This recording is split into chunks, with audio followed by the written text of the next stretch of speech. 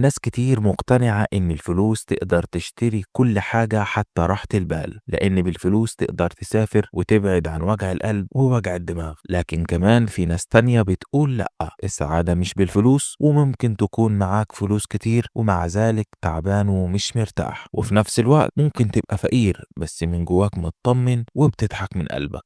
طب ما تيجوا نحسبها بالعقل، لو معاك ملايين تقدر تشتري ساعة دهب واتنين وتلاتة وتلبسهم في ايدك، لكن بالملايين دي مش هتشتري دقيقة واحدة راحة بال. طب لو في راحة بال بس ما فيش فلوس تدفع ايجار او تعالج نفسك او حتى تعالج حد بتحبه، هل هتفضل مرتاح؟ ولو فضلت مرتاح وبالك رايق هتستحمل الوضع ده قد ايه؟ الموضوع بسيط ومش ابيض يا اسود. يمكن المعادلة الصح احنا محتاجين فلوس تكفي احتياجاتنا ومعاها بال رايق وهادي وقلب مرتاح. طب لو الدنيا حطيتك بين اختيارين، فلوس كتير ولا راحة بال، هيكون ايه اختيارك؟